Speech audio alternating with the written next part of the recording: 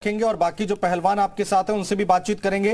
राजीव सिंह जी हैं, सदस्य हैं यूपी कुश्ती संघ के, वो हमारे साथ जुड़ रहे हैं। राजीव जी स्वागत है। आनंदेश्वर पांडे जी हैं, पूर्व कोषाध्यक्ष है IOA के, आपका भी स्वागत है। विवेक पांडे जी समाजवादी पार्टी के प्रवक्ता हमारे साथ जुड़ चुके हैं, आपका भी बहुत स्वागत है।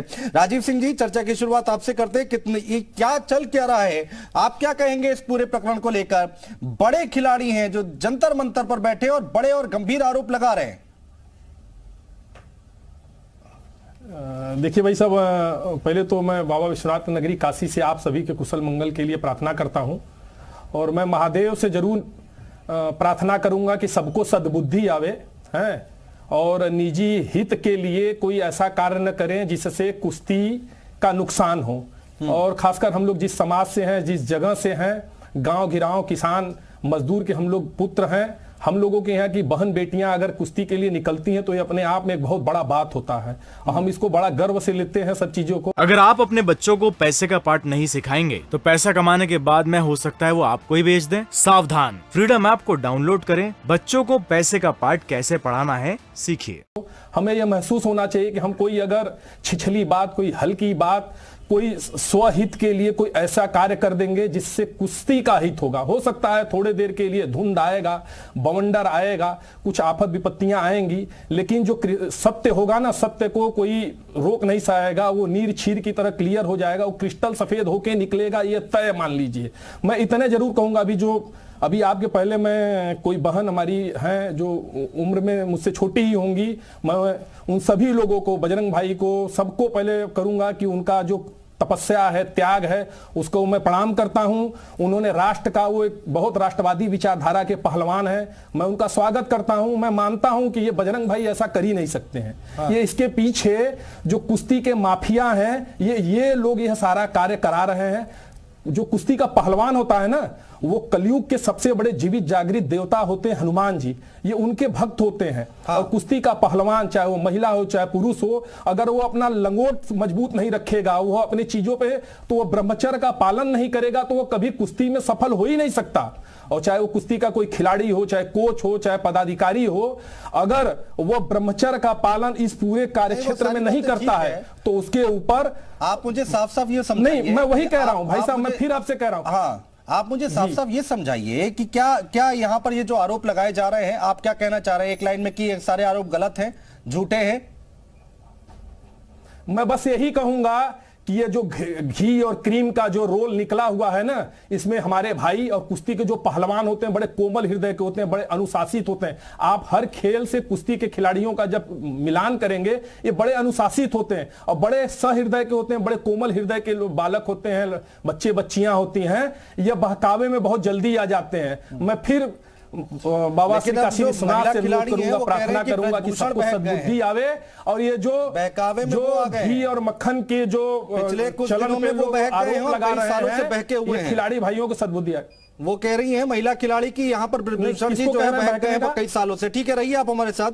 आनंदेश्वर पांडे जी आपका क्या टेक है इस पूरे प्रकरण पर? आनंदेश्वर जी आ रहा हूं, विवेक जी आता हूं, मैं विवेक जी आता हूं, थोड़ा कंफ्यूजन हो गया। ठीक है, आ रहा हूं विवेक जी, इसके बाद मौका देता हूं। आनंदेश्वर जी क्या टेक है इस पर? मेरी आवाज आ रही है आपको? हाँ, क्या कहना चाहेंगे इस पूरे मसले पर? मेरा सिर्फ ये कहना चाहता हूं कि 10 साल के अंदर कुश्ती का क्या विकास हुआ है, किस खिलाड़ी ने कितना खेला है, किस खिलाड़ी का कितना लाभ हुआ है, उसकी एनालिसिस कर ली जाए। 10-15 खिलाड़ी, 20 खिलाड़ी, 30 खिलाड़ी भारत का प्रतिनिधित्व तो नहीं करते हैं। भारत में कुश्ती के लाखों खिलाड़ी हैं और जो बातें खुल के आई हैं, जो विनेश जी ने, बजरंग जी ने जो आरोप लगाए हैं, उन आरोपों में 2 चीज कहा गया है। पहली बात यह है कि कुश्ती में ब्रजभूषण सिंह ने एक नया अध्याय शुरू किया। जो पहलवान एक बार राष्ट्रीय चैंपियनशिप हो जाता है, वो अंतर्राष्ट्रीय गोल्ड मेडल ले जाता है, तो वो चाहता है कि हम हमेशा टॉप 10 में रहें। ये सिर्फ पैसों का खेल है, CRS फंड का खेल है, जिस पर जांच होनी चाहिए कि जो करोड़ों रुपया जिस खिलाड़ी पर खर्च किया जाता है और 5 साल विदेशों में 4 साल रह के ट्रेनिंग करता है, वो ओलंपिक में फिसड्डी साबित हो जाता है। और जिन खिलाड़ी पे कुछ नहीं कर जाता है वो मेडल ला देता है। एक छोटा सा उदाहरण दे दूं आपको, रियो ओलंपिक में मैं डिप्टी चीफ द मिशन था जी। पीवी संधू में कुछ टॉप 10 में नहीं थी, लेकिन वो सिल्वर मेडल ले आई। क्या लंदन में साइना नेहवाल ने किया तो क्या पीवी संधू को चांस नहीं मिलना चाहिए?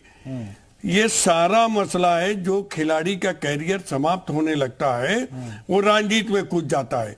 वो चाहता है कि मैं कई एक उदाहरण हूं, मैं प्रधानमंत्री और गृह मंत्री से अनुरोध करूंगा कि इसका पर्दाफाश करें। ये बहुत बड़ी गहरी साजिश है खेलों को बदनाम करने के लिए। ब्रजभूषण सिंह ने अगर किसी लड़की के साथ, ब्रजभूषण सिंह ने तो कह दिया कि दोष सिद्ध हो जाए मैं फांसी पर लटका दूं। मैं इन खिलाड़ियों से पूछना चाहता हूं, अगर दोष साबित नहीं किए तो इनको क्या सजा होगी? आप निश्चित है आइकॉन है खिलाड़ियों की, आपने गोल्ड मेडल लिया, सिल्वर मेडल लिया, आपने देश का मान बढ़ाया, देश ने आपका सम्मान किया। क्या इसीलिए किया कि आज ये दिन दिखाएं? एसोसिएशन के माध्यम ही से तो गए। ठीक है, ये बात और मैं ये कहना चाहता हूं कि अगर आज तक कोई जिन खिलाड़ियों से ले लीजिए ओपिनियन, नहीं आपकी बात, आज आप पूरे हिंदुस्तान के खिलाड़ियों से ले लीजिए। खिलाड़ी में नहीं होता, हरियाणा होता है, यूपी होता है, कहीं का होता है, झारखंड का होता है, नॉर्थ मणिपुर का होता है, खेल सब चलिए। मेरा ये कहना है, इतने बड़े और गंभीर आरोप अगर लगाए जा रहे हैं, यौन शोषण तक के आरोप लगा दिए गए हैं, तो जांच करा लीजिए। दूध का दूध पानी का पानी हो जाएगा। आप पाक साफ होंगे तो पता चल जाएगा, नहीं होंगे तो आपको उसकी सजा दी जाएगी। तो इसमें डर किस बात का? हमारे यहाँ कहते हैं जब कर नहीं तो डर किस बात का? जब आपने गलत किया नहीं तो डरना किस बात का? विवेक पांडे जी, मैं गलत कह रहा हूं क्या? ब्रजभूषण सिंह ने तो डर कौन रहा है? धन्यवाद दूंगा जीटीवी को। ब्रजभूषण सिंह इस्तीफा क्यों दे? आपने मुझे पक्ष रखने के लिए आमंत्रित आप किया। ये बताइए, जब देखिए कहीं ना कहीं जो आरोप लगे हैं, इस आरोपों का जो मूल आधार है, मुझे लगता है कि देखिए ब्रजभूषण जी पूर्व समाजवादी भी रहे हैं, एक जिम्मेदार नेता है। मुझे लगता है कि इसकी बिल्कुल निष्पक्ष जांच होनी चाहिए और जांच के साथ दूध का दूध पानी का पानी सामने आना चाहिए। क्योंकि देखिए केवल सुनने से, किसी के आरोप लगा देने से अगर आरोप तय होने लगे तो मुझे लगता है इस देश के आधे से ज्यादा राजनेता जेलों के पीछे होंगे। लेकिन कहीं ना कहीं ये जिम्मेदारी, लेकिन विवेक पांडे जी, आरोप लगा कौन रहा है ये बहुत महत्वपूर्ण होता है। आप देखिए जंतर मंतर पे कौन चेहरे बैठे हुए हैं। बिल्कुल, मैं उसी विषय पे आ रहा हूँ। लेकिन आरोप लगाने वाले भी वो है जिन्होंने इस देश का गौरव और सम्मान जो है उसको एक गरिमापूर्ण स्थान दिया है। तो मुझे लगता है कि जिम्मेदारी और नैतिकता के साथ सबसे पहले तो ब्रजभूषण जी को अपने पद का त्याग कर देना चाहिए और उसके बाद बिल्कुल जांच कमेटी का सामना करिए। सुप्रीम कोर्ट जैसी संस्था के निगरानी में एक जांच कमेटी बनाई जाए, वो इसकी पूरी मॉनिटरिंग करते हुए इसकी पूरी रिपोर्ट तैयार करे और अगर वो निष्पक्ष पाए जाते हैं तो बिल्कुल कोई आपत्ति नहीं, वो पुनः पद ग्रहण कर सकते हैं। लेकिन फिलहाल तो उनको नैतिकता के आधार पे त्याग पत्र देते हुए मुझे लगता है कि शिष्टाचार की राजनीति का परिचय देना चाहिए। राहुल मिश्रा के पास चलेंगे, जंतर मंतर पर मौजूद है। राहुल मिश्रा जी, डिबेट आप सुन रहे हैं। राहुल मिश्रा, आप डिबेट सुन रहे हैं। यहाँ पर अब आरोप क्या लगाया गया? खिलाड़ियों की तरफ से यह भी कहा गया कि उनके पास पर्याप्त सबूत भी है। देखिए, खिलाड़ियों के पास क्योंकि 2-3 आरोप यहाँ पे लगाए गए हैं। पहले ये पूरे आरोप जानना जरूरी होगा, क्योंकि एक आरोप यहाँ पे जो विनेश फोगाट ने लगाया, वो विनेश फोगाट ने लगाया यहाँ पे यौन शोषण का आरोप लगाया कि कोचेस के साथ में भी और WFI के अध्यक्ष के ऊपर भी यहाँ पर आरोप लगाया गया। दूसरे आरोप यहाँ पर एक लगा कि बदतमीजी करते हैं, जिसका कि एक वीडियो भी वायरल हुआ था एक मंच पे एक खिलाड़ी के साथ। वो वीडियो वायरल भी हुआ था, इसमें कोई दो राय नहीं है, वो वीडियो वायरल हुआ था। ये लोग कह रहे हैं कि यहाँ पे इन लोगों के पास में सबूत है, ये सबूत को सामने रखेंगे। और ये बात, एक और चीज ये कह रहे हैं कि आगे FIR दर्ज करवाएंगे ये लोग। FIR जब दर्ज होगी तो जाहिर सी बात है कि FIR जब दर्ज होगी तो FIR दर्ज होने के बाद पूरी कानूनी प्रक्रिया होती है और कानूनी प्रक्रिया के तहत वहां पे पूरा जांच होता है।